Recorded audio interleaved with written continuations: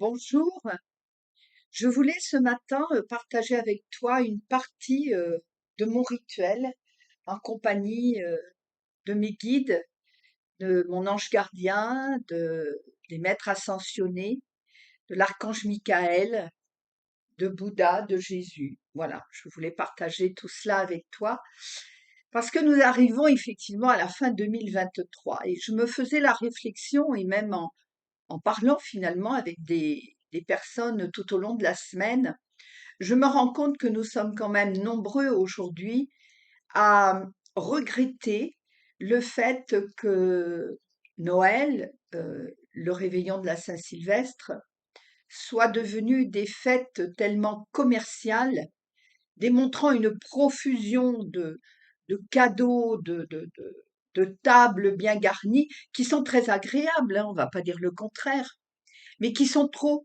Et dans le trop, finalement, on finit par ne plus apprécier. Moi, je le vois bien, hein, j'ai des petits-neveux et nièces,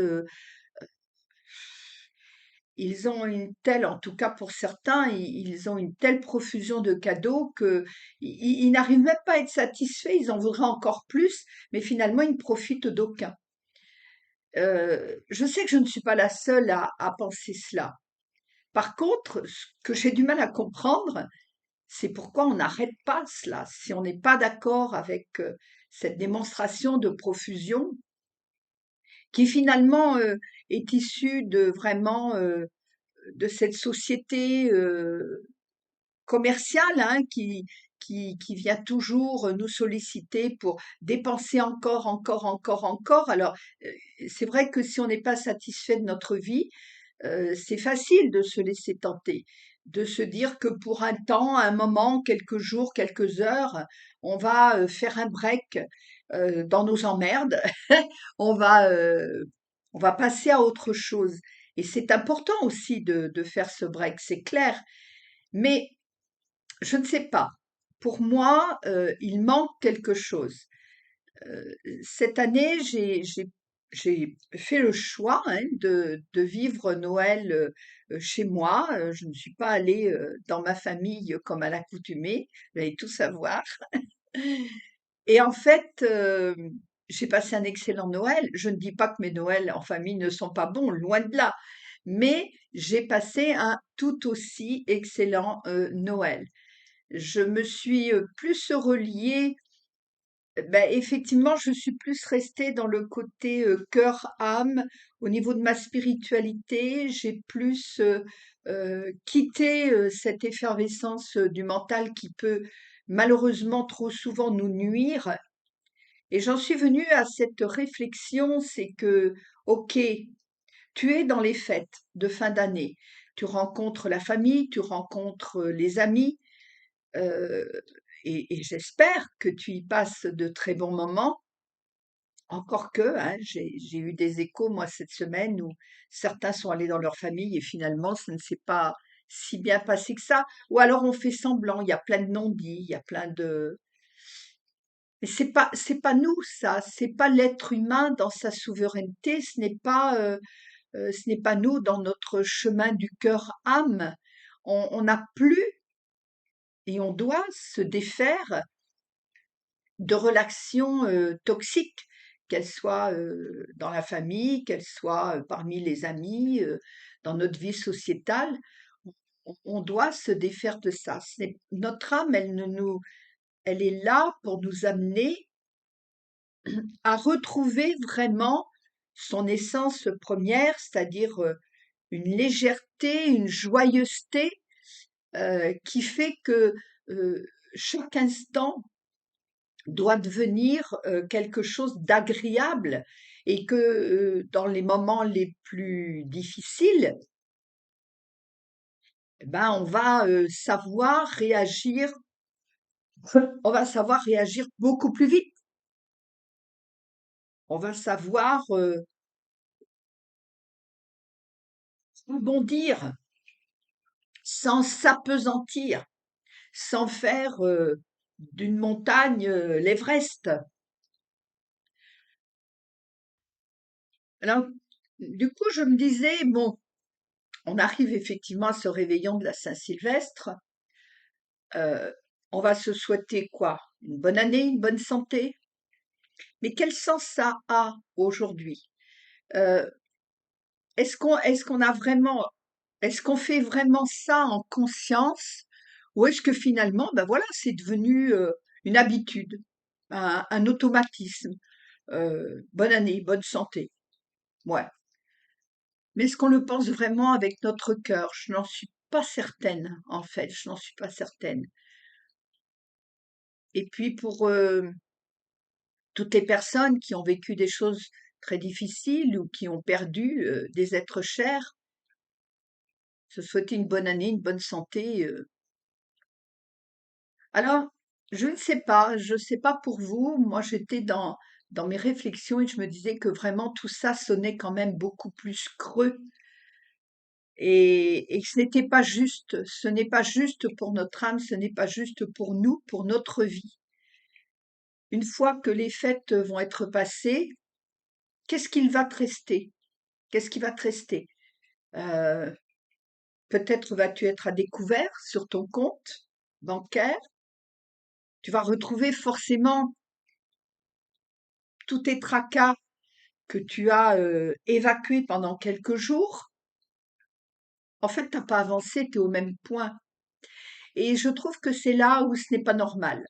C'est là où chacun de nous, lorsqu'il agit comme ça, il se blesse, il se fait du mal, il se fait des bleus à l'âme, comme on dit. Et ce n'est pas juste. Simplement, c'est pas juste. Alors du coup, je ne vais pas te souhaiter une bonne année. Je ne vais pas te souhaiter une bonne santé. Ce que je vais te souhaiter, c'est de prendre conscience que tu as ce pouvoir extraordinaire de stopper cette vie qui ne te correspond pas ou peu ou plus, de prendre la décision ferme et définitive de cesser d'avoir un job, d'être dans un travail qui te crée plus de tracas, plus de déceptions, tu vois? Où tu rêves, de tes prochaines vacances ou de ton prochain week-end, c'est pas normal. Tu dois être dans un travail qui te plaît, où tu as plaisir à retrouver tes collègues, où tu as plaisir à travailler. Tu dois te lever le matin en étant heureux d'y aller. Si c'est pas le cas, change, change. Prends la décision de ne plus rester dans un couple où finalement vous êtes plus en cohabitation, que l'amour s'est émoussé, s'en est allé peut-être, ou que un des deux a encore des sentiments, mais ce n'est plus équilibré. Et ça crée un espèce de, oui, une espèce de cohabitation. Alors, arrête de te dire que tu ne peux pas défaire tout ça parce que tu as du patrimoine, parce qu'il y a les enfants, et ils ont bon dos, les enfants, hein, entre nous. Tu as les enfants, parce que l'un est trop petit, l'autre est trop grand, enfin bon, arrête de vraiment, arrête de te donner de fausses excuses pour ne pas agir. Ce qui t'empêche d'agir, tu le sais comme moi, ce sont tes peurs, ce sont tes regrets, ce sont le fait de ne pas savoir dire non, le fait de rentrer dans le moule sociétal, enfin, toutes ces raisons qui finalement n'en sont absolument pas et tu n'as qu'une seule chose à faire, même pour tes enfants, si tu veux leur donner envie d'être, et de créer une belle vie, qu'ils se créent une belle vie, montre-leur le chemin. Et leur montrer le chemin, c'est pas de rester dans un endroit où tu ne te sens plus bien. Pas du tout, pas du tout. J'ai, dans le courant de la semaine, j'ai eu énormément de messages, à la fois de personnes heu, d'âme terrestre, je vais dire ça comme ça, et de mes guides. Et en fait, 2024, pour moi, en tout cas dans ce que je ressens et dans ce que j'ai entendu, va être plus léger que 2023. Je dis pas que ça va se faire dès le 2 janvier, on est bien d'accord. Mais il va y avoir quand même une énergie plus légère. Il va y avoir une énergie aussi qui nous relie à l'infini. 2024, en numérologie, si vous additionnez, ça fait 4 et 2, 6 et 2, 8. On est vraiment dans ce beau 8 là qui, si on ne relève pas le crayon, ben, il est à l'infini. Mais sur le plan spirituel aussi, c'est vraiment prendre conscience que nous sommes abondance, que nous sommes ici pour expérimenter, pour dépasser justement toutes nos limitations, pour dépasser tout ce qui aujourd'hui peut entraver ton bonheur, que ce soit à la maison, que ce soit au travail, peu importe. Et que nous sommes invités vraiment très fortement aujourd'hui à retrouver notre souveraineté et à être vraiment dans cette conscience. Alors c'est peut-être quelque chose qui va être nouveau pour toi, mais dans cette conscience de cesser pour compenser justement ton mal-être par des achats compulsifs, par le fait d'aller te payer des vacances qui sont au-delà de ce que tu pourrais peut-être te permettre.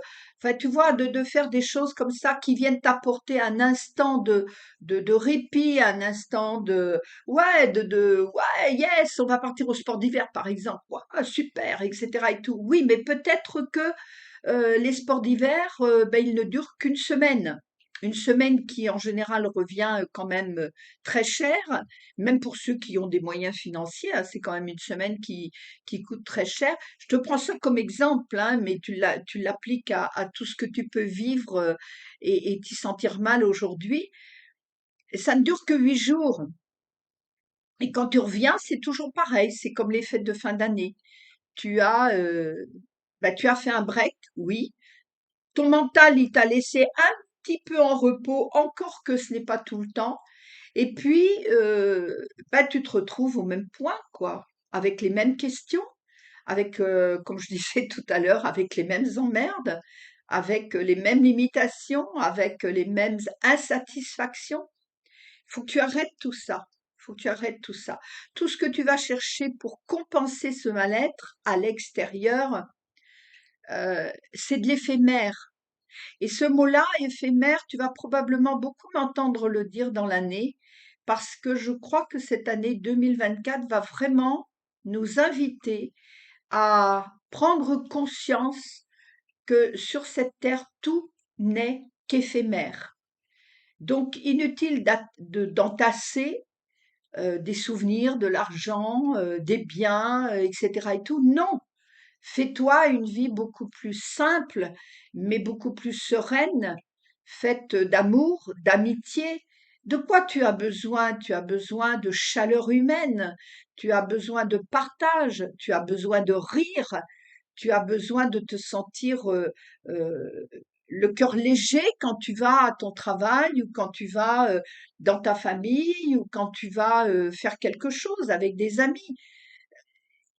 Tu vois, il faut vraiment retrouver c'est- cette, euh, cette vie simple. Ça ne veut pas dire qu'elle n'est pas confortable, ça ne veut pas dire que tu ne peux pas t'offrir, euh, comment je veux dire, matériellement quelque chose de belle qualité, de belle facture. Non, mais tu n'as pas besoin d'avoir 3 canapés si un seul te suffit. Tu comprends ce que je veux dire?